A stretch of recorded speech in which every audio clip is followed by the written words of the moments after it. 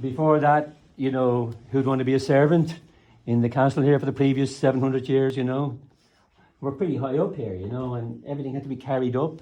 Like you see all the baths here as well, all the copper baths, you know, so all that water had to be carried up, all that stuff had to be carried down, everything else had to be carried down before they brought in the toilet as well. And the other thing is maybe that for the children, they'd be up here with their nannies.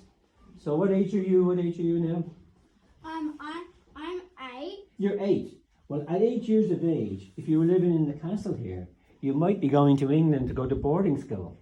And you wouldn't want that, I'd say. You'd rather stay with your mom. And it might be tough boarding school because a lot of them joined the military. A lot of them joined fought, in armies and navies and things like that. So you're lucky now you don't live in the castle. And you wouldn't want to be a servant, I think, either, working in the castle. That old story about, don't throw the baby out with the bathwater. You can see those baths there now. And like if everybody uses the bath, they usually went from the Lord, lady, all the way down. And sometimes there's a lot of children, there could be 11 or something, when they double married and so on like that, married for a second time. So the baby could be thrown out with the bathwater, really, when you get down to it, I've a little story here about a boy meets girl.